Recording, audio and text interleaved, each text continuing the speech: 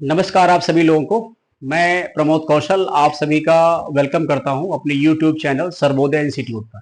ध्यान रखेंगे YouTube platform का शुरू किया है तो इसमें कुछ न कुछ करते ही रहेंगे और आपको कुछ न कुछ बेहतर मिलता ही रहेगा। इस बात का आप पर हम पर विश्वास रखिए, ठीक है। तो जैसा कि हमने कहा कि करंट अफेयर का एक न्यू फॉर्मेट है और आप किसी भी लेवल की प्रिपरेशन कर रहे हो, अगर कोई फर्स्ट टाइम विद्यार्थी हमारे चैनल से विजिट करता है तो जुड़ने का प्रयास करिए।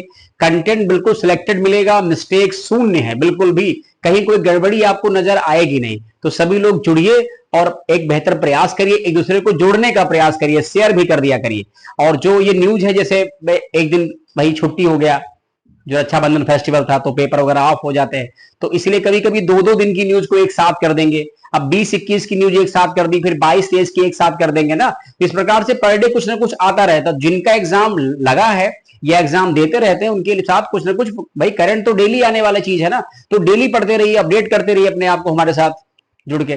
ठीक है, चलिए तो फिर सेशन को स्टार्ट करते हैं और अपने कमेंट दीजिएगा, बताइएगा ये सेशन कैसा लगा और इसमें कोई कमी हो तो वो भी हमको आप बताएंगे। ठीक है, हमारा क्वेश्चन क्या है, अभी हाल ही में किस मुस्लिम देश में लड़कियों के शादी की उम्र को 18 वर्ष से घटाकर 9 वर्ष कर दिया गया है ना। तो कहने की तो बड़ी गलत बात है कि भाई शादी करने की उम्र जहां 18 वर्ष थी उसको घटा के 9 वर्ष कर दिया। हालांकि ऐसा कोई राष्ट्र जो होगा मुस्लिम ही होगा, तो चारों ऑप्शन मुस्लिम ही है। ईरान है, इराक है, मलेशिया है, अफगानिस्तान है। तो इसका सही आंसर क्या हो जाएगा, सही आंसर इराक है ना, इसके साथ जाएंगे। ये तो एक क्वेश्चन है, उसका आंसर हो गया। ऐसे एग्जाम में आपके प्रश्न आते हैं या आ सकते हैं। अब हम इसकी समझाएंगे व्याख्या। व्याख्या 2 लाइन से लेकर के 10-15 लाइन तक हो सकती है, क्योंकि ऐसा इसलिए क्योंकि आप किसी भी लेवल का एग्जाम दीजिए, करंट अफेयर आप इसी प्लेटफॉर्म से पढ़िए और आपको बेहतर रिजल्ट मिलने की उम्मीद है। अब इसके बाद क्या है पॉइंट यहां पर, अब देख लेते हैं, थोड़ी सी व्याख्या है। व्याख्या ये लिखी हुई है कि इराक की संसद में लड़कियों की शादी की जो उम्र है वो 18 से घटाकर वो लोग 9 साल करने का विधेयक पेश किया गया है। इसका विरोध शुरू हो गया है। विरोध तो होना है भाई, 18 साल कहां शादी की एज, अब कहां 9 साल शादी की एज, बड़ा कितने आप पीछे जा रहे हैं। कम से कम 200 साल पीछे जा रहे हैं। 9 साल में कौन शादी करता भाई आज के टाइम में। वैसे भी पढ़ाई लिखाई करते कर सब 25 साल के 30 साल के हो जा रहे हैं। तो ये तो समझ में नहीं आया। खैर ये किसी देश का मामला है, आप लोग सुन लीजिए, पढ़ लीजिए क्या कह रहा। इराक की रूढ़िवादी शिया पार्टियां संसद में कानून में संशोधन पर जोर दे रही हैं। कानून में बदलाव की मांग शिया इस्लामवादी पार्टियों के गठबंधन की है। यानी कुछ उनके ही लीडर लोग चाह रहे हैं कि भाई 18 वर्ष से, उसको जैसे देखा होगा मुस्लिमों में क्या होता है, प्रथा प्रथा होता है, मुस्लिमों में टीवी देखना नहीं अलाउ है या ये गुनाह है। ऐसे बहुत सारे उनके अपने सरिया के बने हुए कानून हैं। मुस्लिमों में 4 शादियां, ठीक है, तो वो सब अपने उनके अपने कॉन्सेप्ट हैं।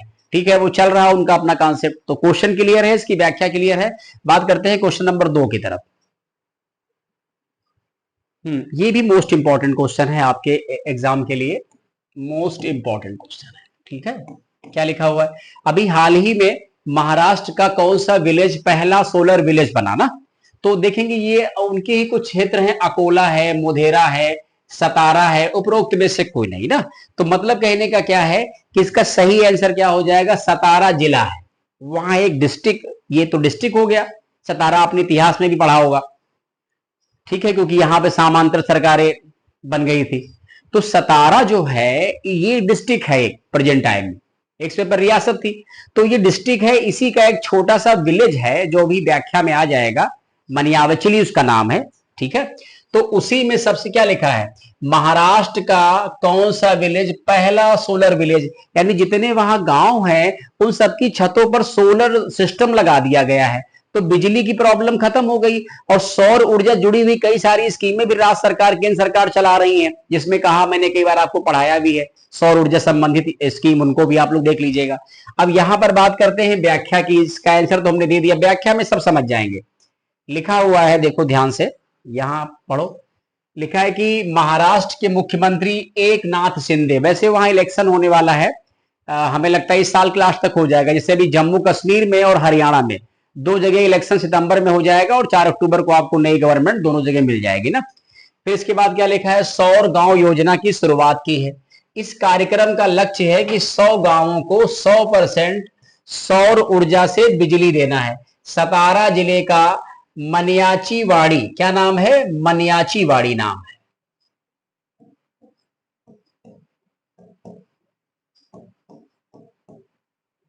थोड़ा सा नाम हल्का सा पेचीदा है। डिस्ट्रिक्ट कौन सा है? सतारा। मामला कहाँ का है? महाराष्ट्र का है।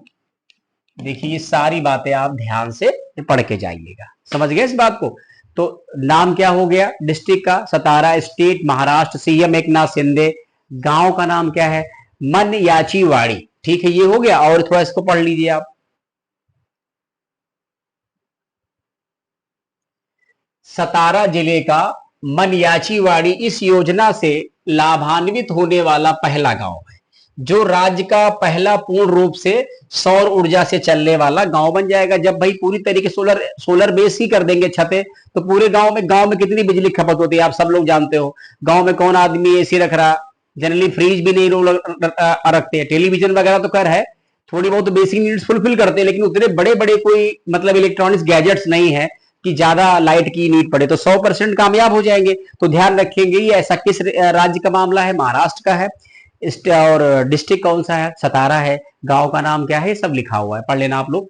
अगला क्वेश्चन देखते हैं, क्वेश्चन नंबर 3।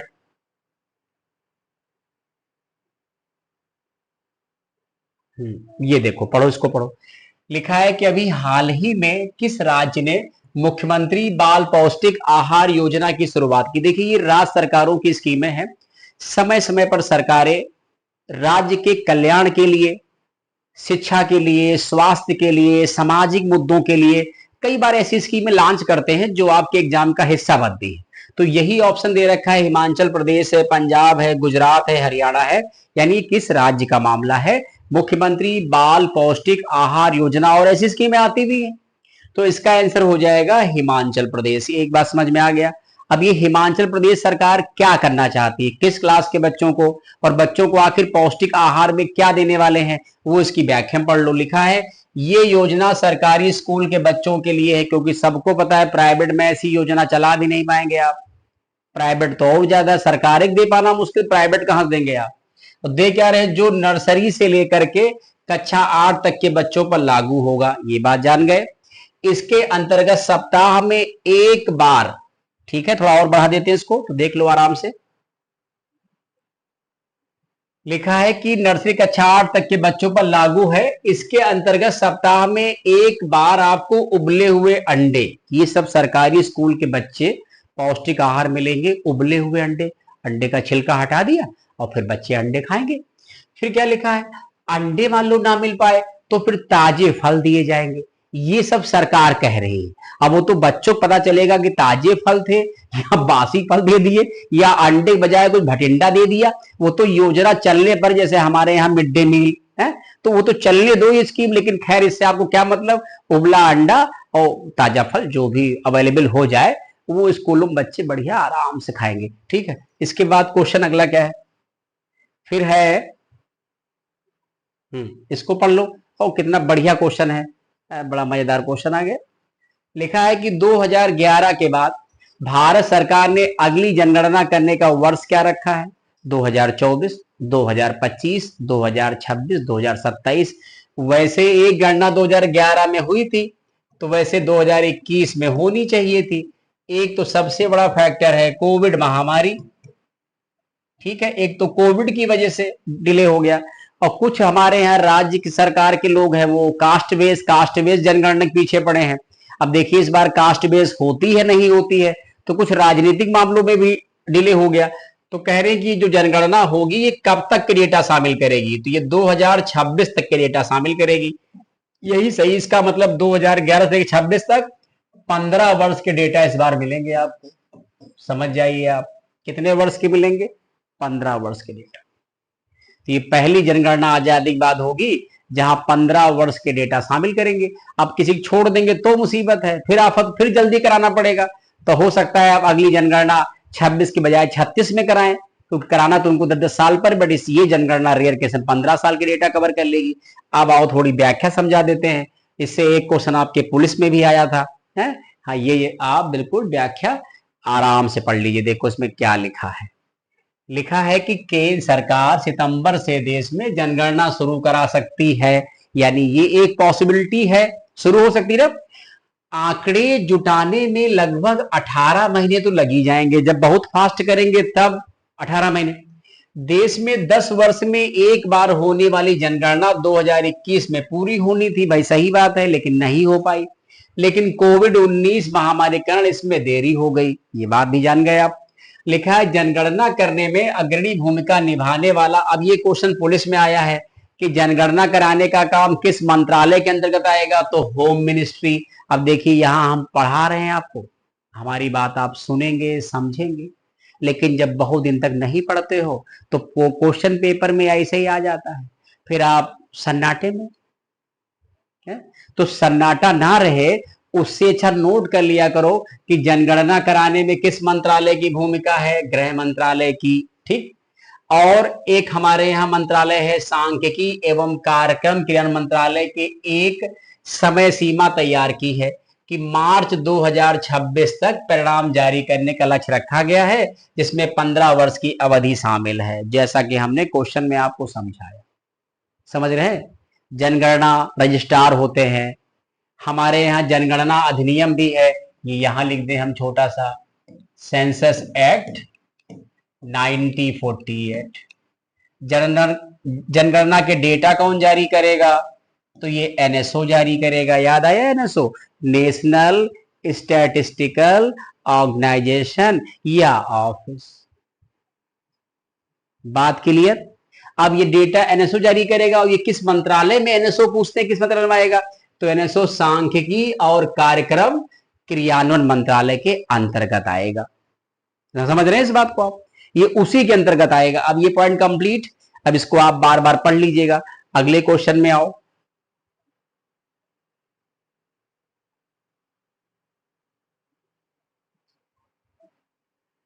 दुनिया की सबसे बुजुर्ग महिला का भी हाल ही में निधन हो गया, और इसकी उम्र क्या थी। देखिए हमने उम्र पूछा, हो सकता है महिला का नाम पूछ लें। ये क्वेश्चन बनाने का सबका अपना अपना पैटर्न होता है, लेकिन व्याख्या तो हम कर देंगे ना। तो महिला जहां की होगी आ ही जाएगी, जिस देश की होगी वो भी आ जाएगी, जहां मरी होगी वो भी आ जाएगा, सब आ जाएगा। तो वैसे ही इसकी उम्र पूछ रहे हैं, तो वैसे ज्यादा तो उम्रदराज नहीं थी, फिर भी इनकी उम्र कितनी थी, 117 वर्ष। अब आप सोचिए इसमें 2 पीढ़ियां एंटर कर जाएंगे, ये काफी लंबा चली गई। विदेशों में ही लोग चले जाते हैं, अपने इंडिया में तो इतना जा ही नहीं पाएंगे। मान लो अगर ना गए तो घर वाले भेज ही मानेंगे। तो यहां पर क्या है कि अब इनके बारे में जानो भाई, ये महिला कौन है। ये देखिए इतनी शानदार व्याख्या हमने कर रखी है, ये देखो ये लिखा है, अब आप इसको आराम से पढ़िए हमारे साथ। दुनिया की सबसे बुजुर्ग महिला का खिताब अपने नाम करने वाली 117 साल की, इनका नाम है मारिया ब्रेनियास। ठीक है, मारिया ब्रेनियास मोरेरा का स्पेन में निधन हो गया। नाम थोड़ा पेचीदा है, स्पेन में मर गई। ब्रेनियास का 4 मार्च 1907 को सैन फ्रांसिस्को यूएसए में जन्म हुआ था। याद आया, सैन फ्रांसिस्को अमेरिका में।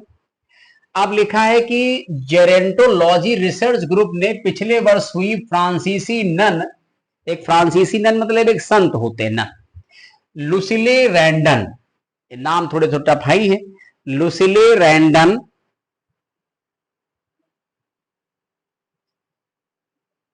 118 साल की मृत्यु के बाद ब्रेनियास को विश्व का सबसे बुजुर्ग व्यक्ति बताया है। 118 साल वाले थे वो तो मर गए, अब 117 वाले सबसे बुजुर्ग थे वो भी मर गए। अब एक नए और बुजुर्ग मिलेंगे, क्योंकि मिलते रहेंगे। अब अगली क्लास में वो भी बताएंगे कौन है। ये ग्रुप 110 या उससे अधिक आयु के माने जाने वाले लोगों के विवरण को प्रमाणित करता है। ये एक संस्था है जो 110 साल के ऊपर के लोगों को मैनेज करती है। लिखा है मारिया का नाम Guinness book of world record में दर्ज था। अब अगर आप भाई कैसा कोई विद्यार्थी जो इतनी लंबी आयु प्राप्त कर ले और 118 से ऊपर 119 20 चला जाए, तो उसका भी नाम इसमें दर्ज हो सकता है। विद्यार्थी है, हम हैं, एक्स वाई जेड कोई भी हो, लेकिन इतने लंबे समय तक जी जाओ तब। तो ये एक काम करता है 110 वाला, तो इसको आप पढ़ लेना एक बार विस्तार से व्याख्या। इसके बाद क्वेश्चन नंबर देखते हैं 6 क्या है। लिखा है कि ये देखिए कितना मजेदार क्वेश्चन आया। अब ऐसे क्वेश्चन कभी एग्जाम में आ जाए तो आप जल्दी ढूंढ नहीं पाओ कहां से आ गया। लिखा है कि अभी हाल ही में किस देश के महाराज के सम्मान में मधुमक्खियों के डिजाइन वाले सिक्के जारी किए गए। बताओ महाराज को कितना जीव जंतुओं से प्रेम होगा। मधुमक्खी है। अब इनके अगर डिजाइन के जारी कर रहे हैं, भाई हर व्यक्ति को जीवन में कोई ना कोई शौक होता है। बहुत लोग मुर्गा पालते हैं, बहुत लोग बकरी पालते हैं, बहुत लोग गाय पालते हैं, बहुत लोग कुत्ता पालते हैं। इनको जीव जंतुओं से प्यार है। तो ये महाराज हैं कहाँ के? ये महाराज ब्रिटेन के हैं। बाकी तीनों ऑप्शन ये महाराज वाले ही हैं, लेकिन इसमें सही नहीं है। आओ थोड़ा हम आपको व्याख्या समझाते हैं कि क्या माजरा है, ये महाराज चाहते क्या है। देखो आप व्याख्या में सब समझ जाओगे। लिखा है ब्रिटेन में जो महाराज इस समय हैं, ये सबसे उम्रदराज हैं। इनका नाम है चार्ल्स थर्ड। ये जो महारानी एलिजाबेथ सेकंड जो नहीं रही, उन्हीं के बेटे हैं। के चित्र तथा मधुमक्खियों के डिजाइन वाले 1 पाउंड के पहले सिक्के प्रचलन में आ गए हैं। ठीक है, 1 पाउंड कहाँ की मुद्रा? ब्रिटेन की। देश भर के डाकघरों और बैंकों के माध्यम से कुल 29.75 लाख सिक्के नगदी प्रचलन में आएंगे। सिक्कों पर ही बनाएंगे डिजाइन। ब्रिटेन की टकसाल का नाम क्या है? Royal mint. के अनुसार मधुमक्खियों के डिजाइन वाला पाउंड 8 नए डिजाइन में से एक है, जो 1 पेंस से 2 पाउंड मूल्य वर्ग में सिक्कों पर दिखाई देंगे। इनमें हेजल डोरमाउस, पफिन और अटलांटिक सेलमैन जैसे जीव जंतु भी शामिल हैं। ये सभी प्रजातियां संरक्षण कार्यक्रमों में शामिल हैं, जो ब्रिटेन के महाराज जी को खूब पसंद है। यही लिखा होगा।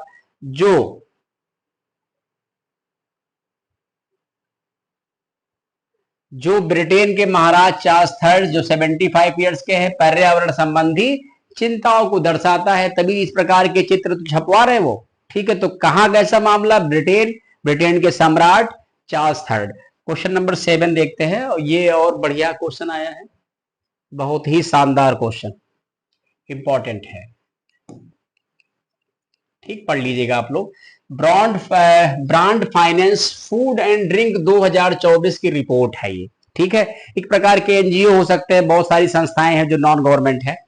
इस रिपोर्ट के अनुसार क्या है कि दुनिया का सबसे मूल्यवान ब्रांड कौन सा है, ये बताना है आपको। आपके सामने ऑप्शन है, अमूल है, मदर डेयरी है, नेस्ले है, लाइफ इंश्योरेंस कारपोरेशन है। हालांकि अगर इंश्योरेंस फील्ड में कहता तो एलआईसी सही हो जाता, लेकिन यहां पर आपसे पूछ क्या रहा है ना, brand finance food and drink, तो एलआईसी में आता नहीं है। इसका मतलब सही आंसर क्या हो जाएगा? नेस्ले हो जाएगा ना। नेस्ले को इसमें ले हम मान लेंगे, तो right answer will be Nestle. अब इसकी पढ़ेंगे हम व्याख्या। व्याख्या में सब समझ जाओगे आप क्या लिखा है। व्याख्या आराम से पढ़ ली, देखिए क्या लिखा है व्याख्या में। लिखा है भारतीय कंपनी अमूल दुनिया की सबसे मजबूत खाद्य एवं डेयरी ब्रांड बन गई है। सबसे मजबूत में कौन आएगा? तो अमूल, ये भूलेंगे। अमूल दूध पीता है इंडिया। स्विट्जरलैंड की नेस्ले, नेस्ले कहां कंपनी, सभी लोग परिचित होंगे ना नेस्ले से। तो नेस्ले कहां की है? स्विट्जरलैंड की। इसकी कुल जो मूल्यवान संपत्ति है वो 20.8 अरब डॉलर है। ठीक है, सबसे मूल्यवान ब्रांड का खिताब जो है बना के रखा है, खिताब बनाया है। Brand finance food and drink 2024 की रिपोर्ट के अनुसार ब्रांड स्ट्रेंथ इंडेक्स स्कोर 100 में से 91 किसका है? ये अमूल का है। और अमूल को रेटिंग क्या दी गई है? Triple A. ये देखो ऐसे लिखा है, फिर भी लिखे दे रहे हैं। ट्रिपल ए प्लस रेटिंग मिली। कंपनी का ब्रांड मूल्य 3.3 अरब डॉलर है।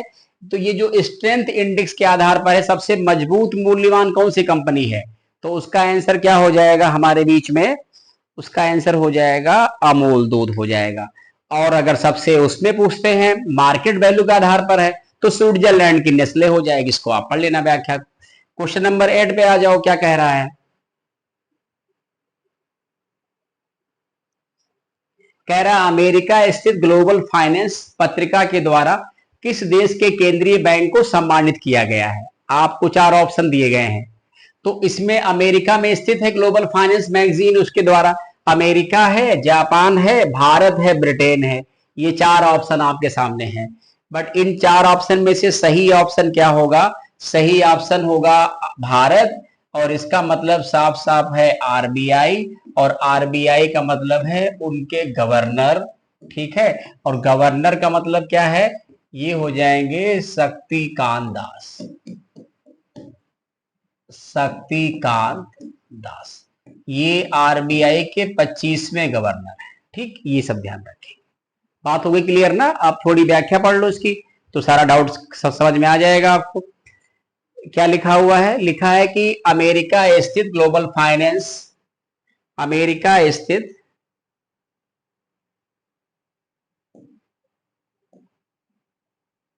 अमेरिका स्थित ग्लोबल फाइनेंस पत्रिका के द्वारा आरबीआई गवर्नर शक्तिकांत दास को लगातार दूसरे वर्ष वैश्विक स्तर पर शीर्ष केंद्रीय बैंकर के रूप में चुना गया है। ये पत्रिका मुद्रास्फीति नियंत्रण और ब्याज दर प्रबंधन में सफलता के तौर पर ए से एफ तक की ग्रेडिंग देती है। कहां से दे ग्रेडिंग? ए से लेकर के एफ तक ग्रेडिंग देती है। आरबीआई को ए प्लस रेटिंग मिली है। ये है जलवा आरबीआई का, समझ गए? तो दूसरे साल इस मैगजीन ने सम्मानित किया है आरबीआई गवर्नर, ठीक है, शक्तिकांत दास को एज ए आरबीआई बैंकर के तौर पे, राइट। क्वेश्चन है नंबर है नेक्स्ट 9 नंबर क्वेश्चन देखते हैं क्या लिखा है। लिखा है फॉर्चून ग्लोबल 500 की सूची में भारत की किस कंपनी को सर्वोच्च स्थान प्राप्त हो। मतलब कहने का जो वर्ल्ड की नंबर 1 है 500 में नंबर 1, वो नहीं पूछ रहा आपसे, वो कह रहा कि 500 में किस भारतीय कंपनी को नंबर 1 मिला है स्थान। तो ऑप्शन है Reliance industries, life insurance, state bank of India, Bharat petroleum. तो इसमें से सही आंसर हो जाएगा रिलायंस इंडस्ट्रीज। समझ रहे हैं हमारी बात? और इनका स्थान क्या है? ये 86 नंबर पे है। कौन? रिलायंस इंडस्ट्रीज ना। तो ये ध्यान रखेंगे आप, थोड़ी व्याख्या पढ़ लेते सब हो जाएगा क्लियर। अब देखिए क्या लिखा है कि लिखा है कि फॉर्चून ग्लोबल 500 की सूची में रिलायंस इंडस्ट्रीज का स्थान 86 नंबर पे है। तो इंडिया से नंबर 1 हुआ नहीं हुआ? इंडिया से नंबर 1 कौन हो गई? रिलायंस इंडस्ट्रीज। अमेरिका की वॉलमार्ट, सभी लोग जानते हैं वॉलमार्ट कंपनी, अमेरिका की वॉलमार्ट लगातार 11वीं वर्ष सूची में पहले स्थान पर रही। लगातार 11 साल से वॉलमार्ट नंबर 1 पे बनी हुई। अब देखेंगे एलआईसी की क्या रैंक है? 95, ठीक है, और देख लेंगे 2-3 रैंक। इसके बाद क्या है लिखा हुआ? इंडियन ऑयल कारपोरेशन ना, oil corporation 116, SBI 178, ONGC 180, Bharat petroleum 258। ये सब रैंक पढ़ लेना, उसको नोट ले आराम से, ठीक है ना? ठीक है, अगला क्वेश्चन देखते हैं। Question number next. आज सारे क्वेश्चन का कलेक्शन बहुत बेहतरीन किया गया है, वो तो आप लोग पढ़ेंगे देखेंगे तो वैसे समझ जाएंगे, क्योंकि हम कोशिश करते हैं कि एक्स्ट्रा ना देना पड़े, वही चीज दीजिए जो आपके एग्जाम में फायदेमंद हो, काम आए। लिखा है वक्फ संशोधन विधेयक पर विचार के लिए गठित संयुक्त संसदीय समिति जेपीसी का अध्यक्ष किसे नियुक्त किया गया है? ये क्वेश्चन है। ऑप्शन क्या दे रखा है? जगदंबिका पाल, केसी वेणुगोपाल, मल्लिकार्जुन खड़गे, राहुल गांधी। तो राइट आंसर क्या है? जगदंबिका पाल, जो भाजपा के सांसद हैं। क्लियर, अभी देखा होगा एक मुस्लिमों के लिए वक्फ वाला जो बिल था संशोधन वाला, वो उसका लोकसभा में बड़ा कई लोगों ने बड़ा विरोध किया, तो उसको भेज दिया गया ज्वाइंट पार्लियामेंट्री कमेटी ना। और केसी वेणुगोपाल जो प्रेजेंट टाइम में है, ये लोक लेखा समिति के अध्यक्ष हैं। ये भूलने की नहीं, आप लोग अपडेट कर लीजिएगा, ठीक है? नहीं वही मार के चले आओगे अधीर रंजन चौधरी, लोक लेखा समिति ना। और मल्लिकार्जुन खड़गे जो है, ये राज्यसभा में अपोजिशन के नेता हैं, राज्यसभा में विपक्ष के ये नेता है। ये बात हो क्लियर? और राहुल गांधी जो है, ये लोकसभा में, ये क्वेश्चन अभी पुलिस में आ गया है, लोकसभा में विपक्ष के नेता है। बात समझ में आया नहीं आया? इसको पढ़ लीजिएगा। अब थोड़ी व्याख्या देख लो उसकी। व्याख्या क्या है? व्याख्या लिखी हुई है बहुत विस्तार से, पढ़िए इसको। लिखा है कि भाजपा के वरिष्ठ लोकसभा मेंबर जगदंबिका पाल को वक्फ संशोधन विधेयक पर विचार करने के लिए गठित संयुक्त संसदीय समिति का अध्यक्ष नियुक्त किया गया है। लोकसभा सचिवालय की ओर से जारी एक सूचना में कहा गया कि लोकसभा अध्यक्ष ओम बिरला ने पाल को 31 सदस्यीय समिति का अध्यक्ष नियुक्त किया गया है। विधेयक के प्रावधानों पर लोकसभा में विपक्ष के विरोध के बीच सरकार ने इसे दोनों सदनों की संयुक्त समिति को भेजने का फैसला लिया। संयुक्त समिति में 31 सदस्य, इनमें से लोकसभा से 21 और 10 कहां से हो जाएंगे? राज्यसभा से हो जाएंगे ना। ये बात समझ में आ गई? यही बात लिखी है। और अगले सत्र तक ये समिति अपनी रिपोर्ट दे देगी। मतलब कहने का, अभी मानसून सत्र हुआ है तो इसके बाद अब शुरू हो जाएगा शीतकालीन सत्र। तो जो अगला शुरू होगा उसी में इनकी रिपोर्ट आ जाएगी कि इस पर क्या हुआ, क्या निर्णय आया। बात क्लियर है। अब क्वेश्चन में पढ़ते हैं 11।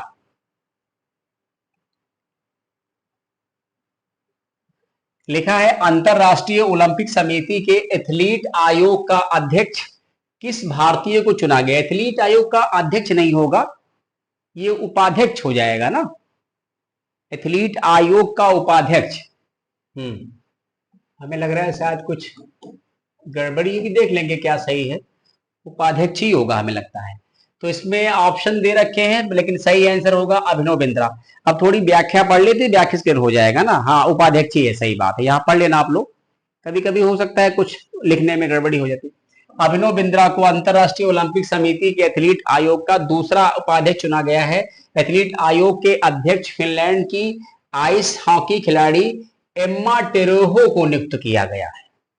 ये अंतरराष्ट्रीय ओलंपिक समिति में जो एक एथलीट डिपार्टमेंट है उसके अध्यक्ष कौन है, फिनलैंड की एम्मा टेरोहो है। और जो अपने इंडियन बने हैं वो अभिनव बिंद्रा। भारतीय निशानेबाज अभिनव बिंद्रा को ओलंपिक खेलों में बेहतरीन योगदान के लिए प्रतिष्ठित ओलंपिक ऑर्डर से भी सम्मानित किया गया है। ये भी अच्छी बात है, इनको ओलंपिक ऑर्डर मिला है। फिर देख लीजिए इसके बाद, गौरतलब है कि 1975 में स्थापित ओलंपिक ऑर्डर ओलंपिक मूवमेंट का सर्वोच्च पुरस्कार है। ओलंपिक मूवमेंट में अहम योगदान के लिए इस अवार्ड से उनको सम्मानित किया गया अभिनव बिंद्रा को। और आज का लास्ट क्वेश्चन पे सेशन यही कंप्लीट करते हैं। देखिए लास्ट क्वेश्चन क्या है आज का, बहुत इजी क्वेश्चन है और इसको सबको ट्राई करके लाना है, ठीक है। देखो लास्ट क्वेश्चन क्या है, लिखा है कि सुब्रतो कप का संबंध किस खेल से है। हॉकी है, फुटबॉल है, टेनिस है, स्नूकर है। हमें लगता है सेशन कंप्लीट हो गया है, ठीक है। तो इसमें क्या है, हॉकी फुटबॉल, सही आंसर क्या है, फुटबॉल है ना। तो ध्यान रखेंगे, ऐसे ही आप लोग पढ़ लेना कि कई बार आपसे कप वगैरह पूछ लेता है तो इसका आंसर भी आपको देना है ना, समझ गए इस बात को। तो इस सेशन को हम यही कंप्लीट करते हैं। ऐसे जो सुबह सुबह जो डेली लाइव क्लास हम करंट आपको दे रहे हैं, जो रिकॉर्डेड है, जिसमें टाइम आपका ना जाए, मेरा भी टाइम ना जाए, ये आपको डेली ऐसे मिलती रहेंगी। कभी कभार कोई गैप हो जाता है तो उसका भी कोई कारण होगा। मैं आपको पूरी न्यूज 2 दिन की एक साथ जोड़ के दूंगा, बट दूंगा जोर। आप सभी लोग जुड़ते रहिए और देखते रहिए और चैनल से कोशिश करिए कि संपर्क बना रहे। बहुत बहुत धन्यवाद, थैंक यू सो मच।